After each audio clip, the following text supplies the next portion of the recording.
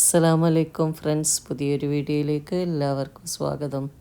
എല്ലാവർക്കും സുഖമായിരിക്കുമല്ലേ? നമുക്ക് നല്ല സുഖം, അൽഹംദുലില്ലാ. ഇന്നത്തെ വീഡിയോ എന്താണെന്ന് പറഞ്ഞു കഴിഞ്ഞാൽ നമ്മൾ ഞണ്ട് കറി ഉണ്ടാക്കുന്നതാണ്. ഞണ്ട് കറി ഉണ്ടാക്കുന്ന മാത്രമല്ല, ഞണ്ട് എങ്ങനെ ക്ലീൻ ചെയ്യേണ്ടതെന്നും കൂടെ ഇതിൽ കാണിക്കുന്നുണ്ട്. കാരണം എല്ലാവർക്കും ഞണ്ട് കറി ഉണ്ടാക്കാനെല്ലാം അറിയാം, എന്നാലും കൂടി കുറേ ആൾക്കറിയില്ല. അനിയത്തിക്കൊന്നും ഞണ്ട് ക്ലീൻ ചെയ്യുന്നത് എങ്ങനെയെന്ന് പോലും അറിയില്ല. അതുകൊണ്ട് തന്നെ പിന്നെ അവർ ഞണ്ട് വാങ്ങലുമില്ല, കറി ഉണ്ടാക്കലുമില്ല. പിന്നെ ഉമ്മ ഞണ്ട് കഴിക്കാത്തതുകൊണ്ട് ഉമ്മ ഞണ്ടിൻ്റെ ഭാഗത്തേ പോകില്ല കേട്ടോ. അപ്പം ഞാൻ ഇന്നുണ്ടാക്കുന്നത് ഞണ്ട് തേങ്ങ വറുത്തരച്ച നല്ല അടിപൊളി കറിയും നെയ്യപ്പം ഉണ്ടാക്കുന്നുണ്ട്. മോളും കുഞ്ഞുമക്കളെല്ലാം ഇന്ന് വരുന്നുണ്ട്. മോൾക്കും കുഞ്ഞുമക്കൾക്കെല്ലാം ഞണ്ട് കറി ഭയങ്കര കാര്യമാണ്. പിന്നെ ഇന്ന് ഞണ്ട് കറിയും നെയ്യപ്പം ഉണ്ടാക്കുമ്പോൾ ഞാൻ വിചാരിച്ചു എന്നാൽ പിന്നെ വീഡിയോ ചെയ്യുക, കുറേ ആൾക്ക് ക്ലീൻ ചെയ്യാനൊന്നും അറിയില്ലല്ലോ. അങ്ങനെയാണ് ഇന്ന് ഞണ്ട് കറീൻ്റെ വീഡിയോ ചെയ്യുന്നത് കേട്ടോ.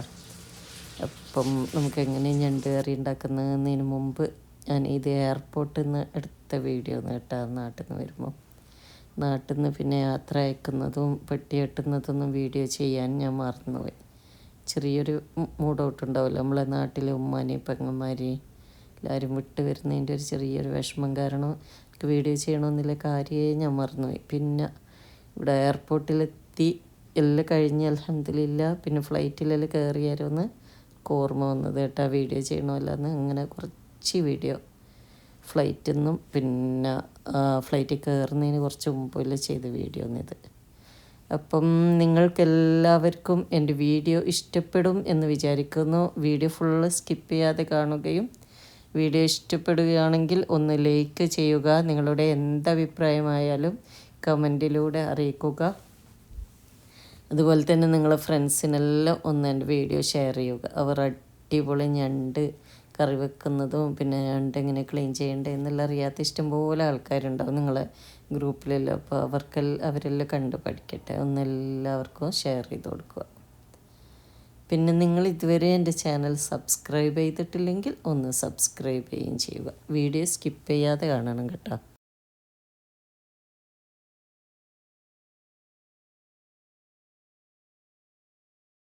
Compartment above you. Immediately pull the mask towards you. Place the mask over your nose and mouth and breathe normally. Place your own mask first before assisting others under your care. Your life jacket is under your seat. If in an emergency the aircraft has to land on water, then wear your life jacket like this. Clip on the waistband and pull it tight. Pull the red tag to inflate your life jacket. Do not inflate your life jacket until you're out of the exit, as this would slow down the evacuation flow. If you exit using the main exit, inflate the life jacket just before exiting the aircraft. If you exit through the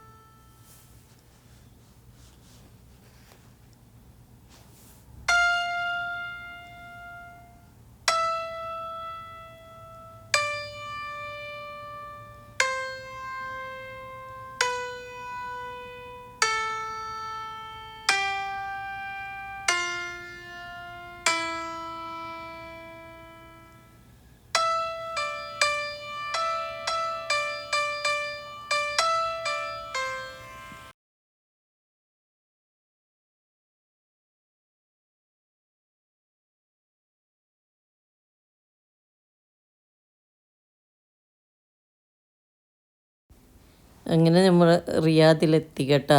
അപ്പം വണ്ടിയിൽ തന്നെ ചായയും ഫ്ലാസ്കെല്ലാം ആയിട്ട് ഉപ്പ കൂട്ടാൻ വന്നിട്ടുണ്ടായിന്. നല്ല തണുപ്പാണെന്നല്ലോ ഇവിടെ റിയാദിൽ.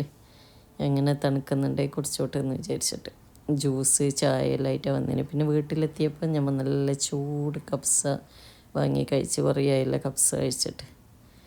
പിന്നെ നമ്മളെ തത്തമ്മക്ക് ഇപ്പോൾ പോപ്കോണാണ് ഉണ്ടാക്കി കൊടുക്കൽ. ഇടയ്ക്കിടെ തത്തമ്മ കുട്ടിക്ക് പോപ്കോൺ വേണം. അതുകൊണ്ട് നമ്മൾ പോപ്കോൺ ഉണ്ടാക്കി നമ്മളും കുറച്ച് കഴിച്ചു. ചായയെല്ലാം കഴിച്ചു. ഇനി പിന്നെ ഇത് പിറ്റേന്നാണ് നമ്മൾ ഞണ്ട് കറിയും അപ്പം ഉണ്ടാക്കുന്നത് കേട്ടോ.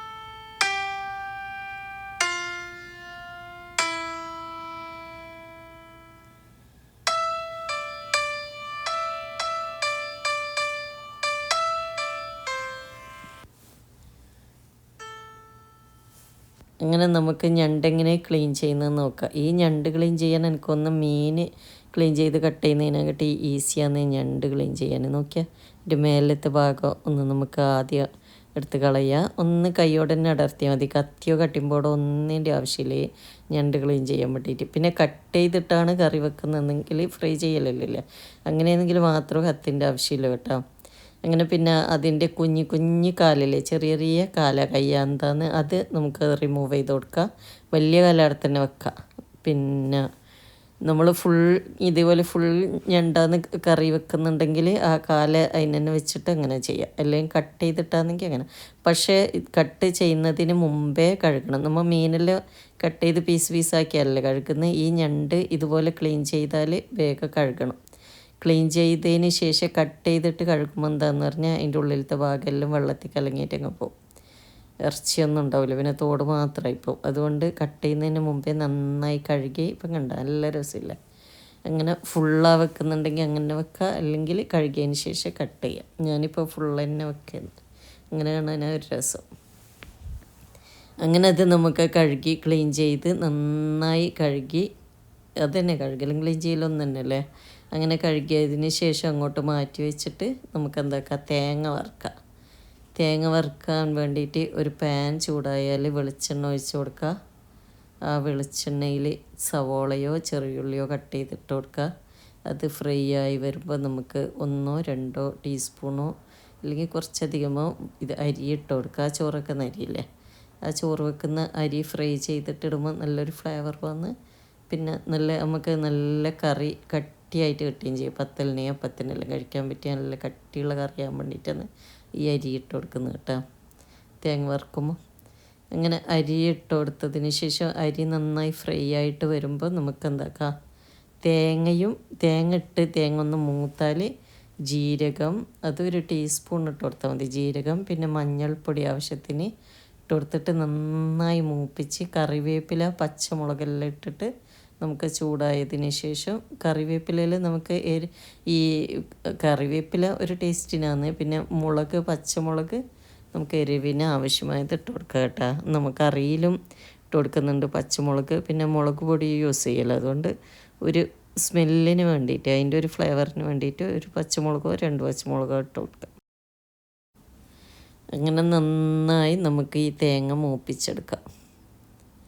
നന്നായി മൂക്കുമ്പോൾ ഈ തേങ്ങ വറുത്തരച്ചതിൻ്റെ ഒരു ടേസ്റ്റ് കിട്ടും. നമ്മൾ മഞ്ഞ നിറ ആയപാട് കേൾക്കണ്ട, ഒരു കറുത്ത ഒരു മൂത്ത് വരണം. കരിയണ്ട, എന്നാലാണെങ്കിൽ കുറച്ച് മൂത്തിട്ട് ഇട്ടുമ്പോൾ നല്ല തേങ്ങ വറുത്തരച്ചതിൻ്റെ ഞണ്ടിനാകുമ്പോൾ അങ്ങനെയൊന്നൊരു ടേസ്റ്റ് കേട്ടോ. പിന്നെ ജീരകവും മഞ്ഞൾപ്പൊടിയും ഞാൻ ഫസ്റ്റ് പറഞ്ഞിട്ടുണ്ടായിരുന്നല്ലോ. അങ്ങനെ ഇതെല്ലാം ഇട്ടിട്ട് നമുക്ക് ഒന്ന് ഇറക്കി വെക്കാം.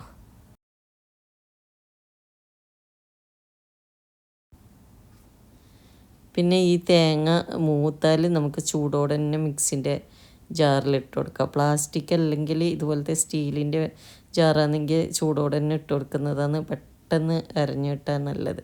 ചൂടോടെ തന്നെ ഇട്ടിട്ട് നമുക്ക് ആദ്യം വെള്ളം ഒഴിക്കാതെ ഒന്ന് പൊടിക്കാം നന്നായിട്ട്. അങ്ങനെ പൊടിച്ചാൽ എന്താണെന്ന് വെച്ചാൽ എൻ്റെ ഉമ്മയിൽ ഇങ്ങനെ ചെയ്യൽ കേട്ടോ.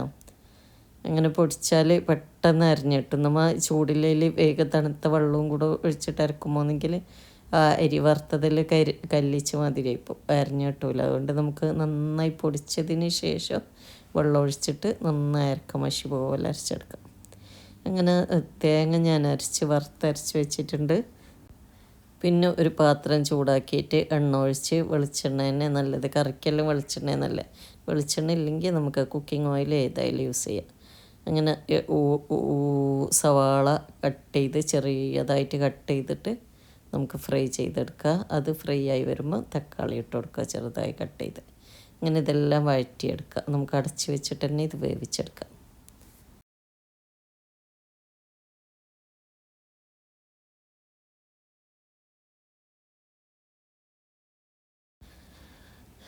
പിന്നെ വേണ്ടത് എന്താണെന്ന് വെച്ചാൽ 2-3 അല്ലി വെളുത്തുള്ളി ഞാനൊന്ന് ജസ്റ്റ് കുത്തിയിട്ട് ഒരു ചതച്ച മാതിരി ആക്കിയിട്ട് പേസ്റ്റ് ആവണ്ട, ഇതുപോലെ ചതച്ചിട്ട് വെക്കുക.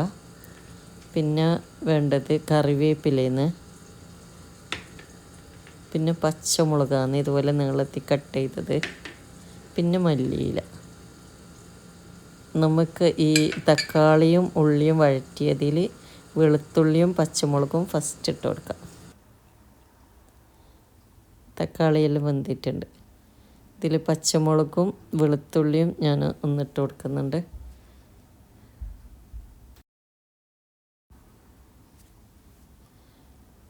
വെളുത്തുള്ളിയും പച്ചമുളകും ഇട്ടതിന് ശേഷം നന്നായി ഇളക്കുക.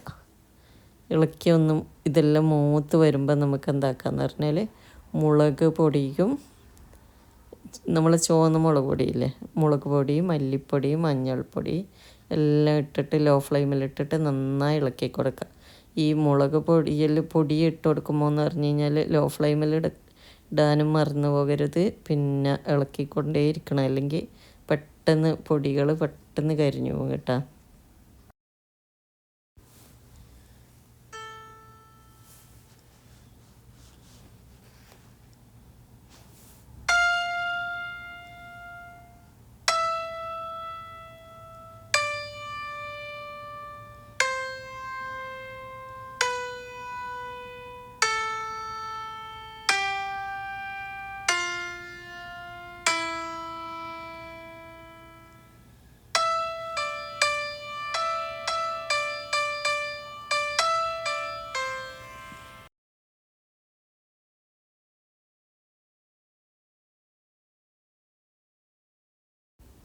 അതെല്ലാം എണ്ണയിലൊന്ന് ജസ്റ്റ് ഫ്രൈ ആയി കഴിഞ്ഞാൽ നമുക്ക് എന്താക്കാം, ആവശ്യത്തിന് ഞണ്ട് വേവാൻ ആവശ്യമായ വെള്ളം ഒഴിച്ചിട്ട് ഒന്ന് തിളപ്പിച്ചെടുക്കാം.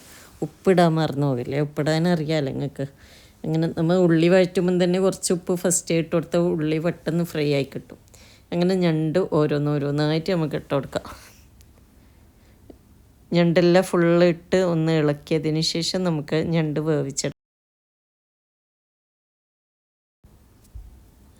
അങ്ങനെ ഞണ്ട് നന്നായി വെന്ത് വരുമ്പോൾ നമുക്ക് എന്താക്കാം, നേരത്തെ നമ്മൾ വറുത്ത് അരച്ച് വെച്ച തേങ്ങയില്ലേ, ആ തേങ്ങ ഒഴിച്ച് കൊടുക്കാം.